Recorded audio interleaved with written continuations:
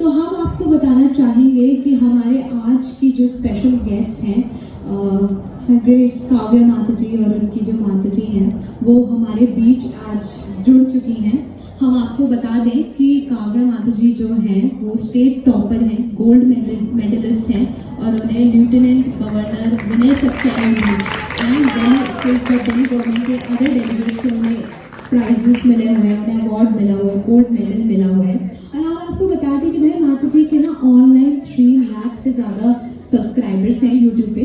और ये इन्फॉर्मेशन मैं इसलिए शेयर करूँ कि माता जी सिर्फ ऑनलाइन ही हमको बता नहीं रही है स्पिरिचुअलिटी की प्रैक्टिकलिटी, बल्कि हमें ऑफलाइन भी बहुत ज़्यादा प्रीच कर रही है। मतलब ऑनलाइन तो हम फिर भी देख लेते हैं माता जी को, है ना, कि माता जी की वीडियोस देख लेते हैं, माता जी कैसे हमको गाइड कर रही है वो देख लेते हैं। पर आज हम सभी को ये मौका मिल रहा है कि हम सभी को माता जी का और माता जी का हमको ऑफलाइन एसोसिएशन मिलेगा और कुछ ही देर में हमको माता जी से गाइडेंस भी मिलेगा। पर शुरुआत में हम चाहेंगे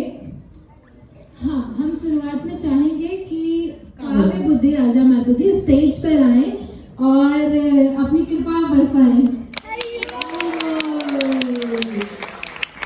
एक बार जोरदार तालियों के साथ प्लीज स्वागत कीजिए काव्या माता जी का।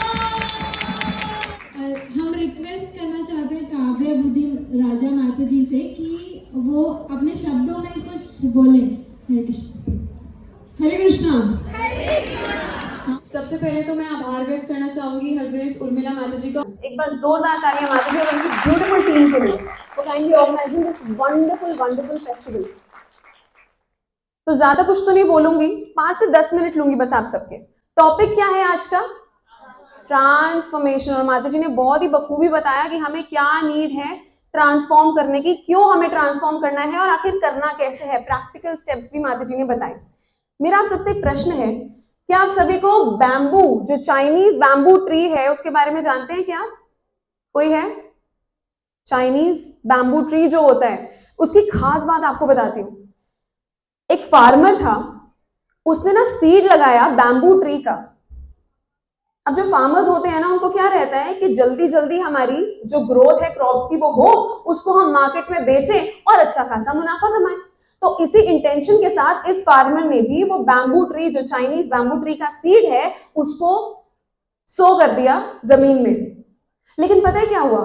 वो रोज उसको सींचता रहा, रोज सनलाइट देता रहा, रोज उसको पानी देता रहा, सब कुछ करता रहा, लेकिन वो उगा नहीं। एक हल्का सा आयोटा भी जमीन से बाहर नहीं निकला। उन्होंने बोला कोई बात नहीं, चलो ठीक है, पहला साल था, अगले साल देखेंगे। लेकिन वो उसको कंटिन्यूसली वाटर करता रहा, सब कुछ एज इट इज करता रहा। आप लोग प्लीज इसको ध्यान से सुनिएगा क्योंकि मेरा क्वेश्चन इसी से होने वाला है। सेकेंड ईयर आया, उसने फिर से वही सारे स्टेप्स करे, लेकिन सेकेंड ईयर भी कुछ नहीं हुआ।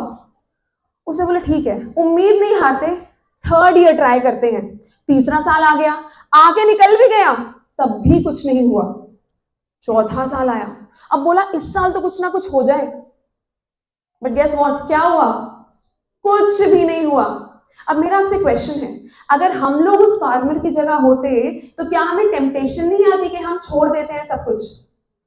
आती? अब अगर हम लोग उसकी जगह होते, हम लोग गिव अप कर देते ना। But guess what, that farmer did not give up. 5वां साल आया और पता है क्या हुआ? 5वें साल, जैसे ही 5वां साल शुरू हुआ, with in a time span of 6 weeks, ना तो केवल उसमें से एक छोटा सा बीज वो जो बड़ा हुआ, बल्कि it straight away went to 80 feet long bamboo tree. तो सोचो, मेरा क्वेश्चन है आप सबसे, वो जो उगा बैम्बू ट्री, क्या वो मात्र 6 हफ्ते के अंदर उगा या फिर उसको उगने में पूरे 5 साल लगे? क्यों? बट 5 साल में तो कुछ ग्रोथ नहीं हुई ना, तो 5 साल क्यों लगे? एक एक करके आंसर देंगे। जी माता जी। माता जी, उसने ना प्रयास नहीं छोड़ा जी, वो करता रहा कि मैं, जैसे हम एक भक्ति में आराम से जाते हैं ना, तो मतलब उसने यही सोचा कि मैं अगर इसमें जोर देता रहूंगा और करता रहूंगा तो ये एक ना एक दिन फूल जाएगा। तो मतलब उसको फेथ था। बहुत इंपॉर्टेंट पॉइंट है, हम जो भी प्रोसेस को अप्लाई करते हैं अपनी लाइफ में, फेथ होना बहुत जरूरी है। तो ये एक पॉइंट आया। कोई और आंसर देना चाहेगा? 4 साल में तो कुछ भी नहीं हुआ ना, 5वें साल में हुआ, तो हम कैसे बोल सकते हैं कि वो 5 साल में होगा? जी, लास्ट में। Could we give her a huge round of applause? Absolutely. What's your name? Anushka माताजी. माताजी आपका नाम? ज्योति माताजी. दोनों माताजी ने एब्सोल्युटली राइट आंसर दिया. वो 5 साल का जो टाइम ड्यूरेशन था ना, हमें केवल वो दिख नहीं रहा था, वो पूरे 4 साल के अंदर वो जो बीज था वो अपनी जड़ों को फैला रहा था, यानी कि फाउंडेशन को बिल्ड कर रहा था. अब दूसरा एग्जांपल लेते हैं. इसमें किसका इलस्ट्रेशन बनी हुई है? एक्सपीरियंस द चेंज के नीचे बटरफ्लाई. तो इससे हमें क्या देखने में मिलता है कि एक कैटरपिलर जो अपनी लाइफ के इनिशियल स्टेजेस में केवल क्रॉल करता था, केवल रेंगता था, वो एक प्रोसेस के अंडरगो वो गया. और वो प्रोसेस का नाम क्या है? मेटामॉर्फोसिस, जो कि जब वो कुकून के अंदर एंटर करते हैं, finally it emerges as a butterfly. So this process of transformation, जो कि इस केस में मेटामॉर्फोसिस है, ये हमारी लाइफ में भी अप्लाई होता है. चलिए आपको प्रैक्टिकल लाइफ एग्जांपल देती हूँ. अर्जुन कंफ्यूज थे ना? भगवत गीता की स्टार्टिंग कैसे हुई? अर्जुन ने क्या बोला? हे कृष्ण, मैं युद्ध नहीं करूंगा. और इतने लॉजिकल. मैं लेक्चर अटेंड कर रही थी पिछले महीने, और प्रभु जी बता रहे थे उसमें कि जो अर्जुन ने लॉजिक्स दिए थे ना, वो हम जैसे लोग उसको मात दे ही नहीं सकते. इतने बढ़िया लॉजिक्स दिए थे. क्या क्या लॉजिक्स थे कि मैं क्यों युद्ध नहीं करूंगा? अगर इन स्त्रियों के हस्बैंड्स मर जाएंगे, अगर उनका अंत हो जाएगा, तो आने वाली प्रोजेनीज खराब हो जाएंगी, और मैं अपनी फैमिली को खत्म करके जो राजपाट है उसको कैसे एंजॉय करूंगा? अब हमारे जैसा अगर कोई व्यक्ति होगा ना, वो तो बोलेगा हाँ यार बात तो सही है, नहीं नहीं अर्जुन रहने दे, मत लड़ यार. हम तो ऐसे बोलेंगे ना. लेकिन कृष्ण ने एक एक लॉजिक का आंसर दिया, इतने साइंटिफिकली, इतने लॉजिकली, कि अर्जुन ने लास्ट में क्या बोला? मैं तो युद्ध करूंगा, है ना. तो वो जो प्रोसेस था ना भगवत गीता सुनाने का, that was the process which is similar to metamorphosis known as transformation. तो हमें भी उसी प्रोसेस से अंडरगो करना है.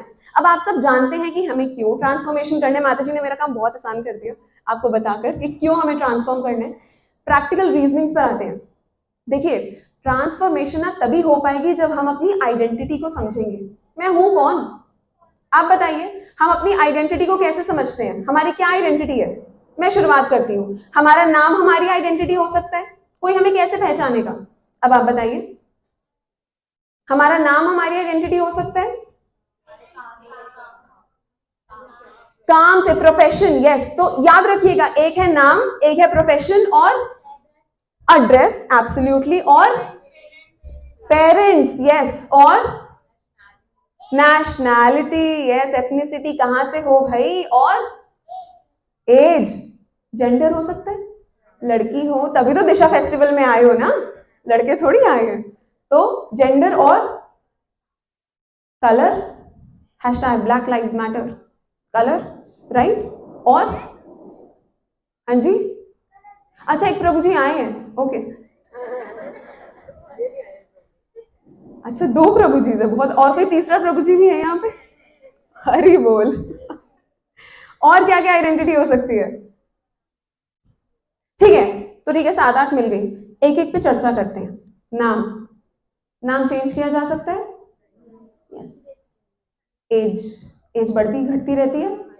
यस. आधार कार्ड कब बना था? 10 साल पहले. 10 साल के बाद तो 10 साल ऐड हो गई ना एज. उसके बाद नेशनैलिटी चेंज करी जा सकती है. एड्रेस चेंज किया जा सकता है. और जेंडर की बात करते हैं, जेंडर चेंज किया जा सकता है. आजकल तो वो भी पॉसिबल है. आजकल वो भी पॉसिबल है. माताजी हो सकता है आने वाले टाइम में दिशा फेस्टिवल में हमारी थोड़ी सी पॉपुलेशन बढ़ जाए, because gender could be change. Okay, so जितनी भी जो हमने क्राइटेरिया रखे ना, most of them are subject to changes. अब मुझे एक बात बताओ, ये सब तो चेंज हो सकता है ना, लेकिन मैं तो मैं ही हूं. मैं आज भी वही थी और मैं 10 साल बाद भी वही हूं. मम्मा आप बताओ, आज से 20 साल पहले मैं जब इतनी सी थी, मेरी बॉडी में कितना चेंज आया ना. हम सबकी बॉडी में आया, राइट. लेकिन हम तो वही है ना. तो मैं कौन हूं? मेरी बॉडी चेंज हो रही है, मेरा नाम चेंज हो सकता है, मेरा एड्रेस चेंज हो सकता है, मेरा प्रोफेशन चेंज हो. आज मैं एक एडवोकेट हूं, हो सकता है कल को मैं कहीं फॉरेन शिफ्ट होकर मैं कुछ और करूं. ये भी हो सकता है ना. या फिर हो सकता है मैं एक पेंटर बन जाऊं. मुझे गाने का बहुत शौक है, हो सकता है मैं एक म्यूजिशियन बन जाऊं. तो profession could be changed, your age could be changed, your name could be changed, even your gender could be changed. But what is that constant thing which is the same throughout? Soul. Yes. इसका practical life example देती हूँ. जब किसी की मृत्यु होती है, देखिए ये बात ना बोलने में तो बहुत अच्छी लगती है कि हम लोग आत्मा है, शरीर नहीं है, बट क्वेश्चन ये उठता है कि क्या हम वो चीज रियलाइज करते हैं? क्या हम जीते जी वो चीज को मानते हैं कि हाँ मैं आत्मा हूं? विच मीन्स क्या हम आत्मा के लेवल पर काम करते हैं? जब किसी की डेथ होती है और जब उनकी बॉडी सामने रखी होती है तो हम क्या बोलते हैं? वो चले गए, लेकिन बॉडी तो वहीं पर ही है. हमने पूरी लाइफ अपने आप को ये शरीर ही तो माना है, फिर क्यों बोलते हैं कि वो चले गए? दूसरा एग्जाम्पल, हम सारी लड़कियां हैं ना, तो इस बारे में हम बात कर सकते हैं. हमें नॉर्मली सबसे ज्यादा प्यारा क्या होता है? हमारी ब्यूटी, राइट? हम उसको एनहांस करने के लिए कितना कुछ करते हैं. गोपी ड्रेस लेनी है तो गोटे वाली लेंगे, मटका सिल्क, ये सारी चीजें होती है ना. हम बोटॉक्स कराते हैं, हम कितने पार्लर जाते हैं, फेशियल कराते हैं, because this is something that really means a lot to us, है ना. पर एक बात बताइए, क्या हमारी ब्यूटी हमेशा ऐसी रहेगी? क्या हम बूढ़े नहीं होंगे? क्या ऐश्वर्या राय बूढ़ी नहीं हो रही है? क्या मधुबाला बूढ़ी नहीं हुई थी? या फिर क्या माधुरी दीक्षित आज भी वैसी है जैसे वो 20 साल पहले थी हम आपके हैं कौन में? सब बूढ़ी हो रही है ना. लेकिन वो लोग कितनी कोशिश करते हैं कि हम अपनी ब्यूटी को प्रिजर्व करें. माइकल जैक्सन कितने ज्यादा ट्रीटमेंट लेते थे वो, बट कब डेथ हुई? 50 साल की उम्र में. तो कुछ भी सेम नहीं है. पॉइंट ये आता है हम क्या करें कि हम सोल के लेवल पर जिए. तीसरा एग्जाम्पल देती हूँ, बहुत इंटेंस एग्जाम्पल होने वाला है. Boyfriend girlfriend culture. मजा आता है ना जब अटेंशन मिलती है ऑपोजिट जेंडर से, अच्छा लगता है ना. और कभी कभी क्या होता है, जो हम बाहर लड़कियों को देखते हैं जब वो ऐसी रिलेशनशिप्स में आती हैं तो क्या वो हमेशा खुश रहती है? लेकिन वो तो खुशी की तलाश करने गई थी ना. उनको तो लगा था ना कि अगर मैं किसी के साथ रिलेशनशिप में आ जाऊंगी, मुझे कोई अटेंशन देगा, अनडिवाइडेड अटेंशन देगा, तो मैं खुश हो जाऊंगी. उन्हें तो ऐसा लगा था ना. लेकिन ऐसा नहीं होता. क्यों? क्या हैप्पीनेस ढूंढना गलत बात है? नहीं, हमें तो हैप्पीनेस चाहिए ना. मैं एडवोकेसी क्यों कर रही हूँ, या मैं आज हम लोग यहाँ पर क्यों आए हैं आज, या फिर कोई पेंटर क्यों है? माता जी आप क्या करना चाहते हो बड़े होके? टीचिंग. यस. आप क्या करना चाहते हैं? जॉब क्यों करना चाहते हो आप? पैसे. She is doing this time पैसे के लिए. तो अच्छी बात है माता जी, पैसे के लिए. पैसा क्यों कमाना चाहते हो? घर वालों की सेवा कर सकूं. घर वालों की सेवा क्यों करना चाहते हो? उन्होंने आपकी सेवा करी, तो जब ये बैलेंस, जब ये हिसाब पूरा हो जाएगा तो उससे अल्टीमेटली क्या होगा? हैप्पीनेस मिलेगी ना, अंदर से सेटिस्फैक्शन मिलेगी, खुशी मिलेगी. तो अल्टीमेटली अगर हम देखें ना, हमारा दिन का हर एक काम केवल एक चीज के लिए होता है, वो है खुशी. पर वो खुशी आज तक हमें कभी मिली है? मिली नहीं ना. मिलती है, वो टेम्पररी वाली मिलती है, एक सेकंड के लिए आएगी और चली जाएगी. और आज की डेट में रियलिटी पता है क्या है? मोस्ट ऑफ द पीपल की, इंक्लूडिंग माई सेल्फ, हमें जब लगता है ना मेरी लाइफ में ना अभी कोई दुख नहीं है, इसका मतलब मैं खुश हूं. ऐसा होता है कि नहीं? हमें कभी कभी लगता है यार आज तो ना कोई टेंशन ही नहीं है, खुशी हूं. मतलब आज तो मैं, कोई पूछता है हाउ आर यू, तो बोलते नहीं आज I am not upset, which means I am happy. But is that happiness? No, that's not happiness. हम सबने मैथ्स पढ़ी होगी ना, तो उसमें एक साइन होता है वो जो ऊपर से नीचे आता है, बीच में इक्विलिब्रियम होता है जीरो का, वो +1 में जाते हैं और उसके बाद -1 में जाते हैं. तो हमें क्या कभी कभी क्या लगता है कि हम ना भी -1 में नहीं है, तो शायद हम +1 में है, जबकि हम 0 पर होते हैं. इक्विलिब्रियम स्टेट, ये हम मोस्ट ऑफ आस की ये सिचुएशन है आज की डेट में. तो हम लोग खुशी ढूंढ रहे हैं, जिसका मतलब है हम लोग सही चीज की तलाश कर रहे हैं, लेकिन गलत चीजों में ढूंढ रहे हैं. हमारी सर्च तो ठीक है, हमें खुशी चाहिए, लेकिन जहां जहां हम ढूंढ रहे हैं ना वो गलत है. वो रिलेशनशिप्स में नहीं है. क्या है रिलेशनशिप्स में? नहीं है. वो ब्यूटी में नहीं है. क्या है ब्यूटी में? नहीं है. लेकिन स्टिल हम लोग इन्हीं सब के पीछे भागते हैं. अब आते हैं कि अब हमें करना क्या है. मुझे किसी ने आंसर दिया था कि हमारी जो आइडेंटिटी है वो है आत्मा की. आत्मा कौन होता है? परमात्मा का अंश होता है. अब इसको हमें रियलाइज करने की नीड है. कैसे रियलाइज करेंगे? कैसे ट्रांसफॉर्मेशन लाएंगे? देखिए बोलने की बातें तो बहुत अच्छी होती है, मैं अभी बस बोल रही हूं, लेकिन जब तक मैं इसको रियलाइज नहीं करूंगी ना, तब तक इंप्लीमेंट कैसे करूंगी? एक बहुत अच्छी मूवी आई थी कागज, कागज 2। तो उसमें क्या था, उसमें कोर्ट के सामने ना केस आया जहां पर बोला गया, जज साहब ने बोला आपने जितने भी बंदोबस्त थे, एक रैली निकली थी, पॉलिटिकल रैली निकली थी, और वहां उस रैली की वजह से एक व्यक्ति को हॉस्पिटल लेके जाना चाहते थे लेकिन जा नहीं पाए क्योंकि सारा बंद था, बहुत ज्यादा रश था, ट्रैफिक जाम हो गया था। तो कोर्ट ने बोला कि आप लोगों ने बंदोबस्त क्यों नहीं किया किसी ऑल्टरनेटिव वे का। तो जितने भी मिनिस्टर्स थे, पुलिस वाले थे, उन्होंने बोला जज साहब देखो हमारे पास डॉक्यूमेंट है, साइंड है मिनिस्टर के द्वारा, सीएम द्वारा साइंड है कि ऑल्टरनेटिव वे हमने निकाला है और हमने सारे रास्ते बंद नहीं किए। तो जज साहब ने एक क्वेश्चन पूछा, आपने पेपर पे तो लिख दिया, इंप्लीमेंट कौन करेगा? जब तक इंप्लीमेंटेशन नहीं होगी तो आपके कोरे कागज का क्या फायदा? सिमिलरली जब तक हम केवल बातें करते रहेंगे, अपनी लाइफ में ये अप्लाई नहीं करेंगे, तो फायदा कैसे मिलेगा? अब फाइनली बात करते हैं, लास्ट स्टेज पर आते हैं कि हम इसको इंप्लीमेंट कैसे करें।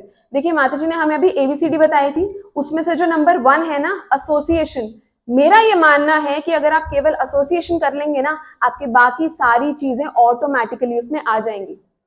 तो बात करने में और इंप्लीमेंट करने में जो ब्रिज है ना, जिसको हम ट्रांसफॉर्मेशन बोलते हैं, that is the association of like minded people, the process of Metamorphosis which is संघ।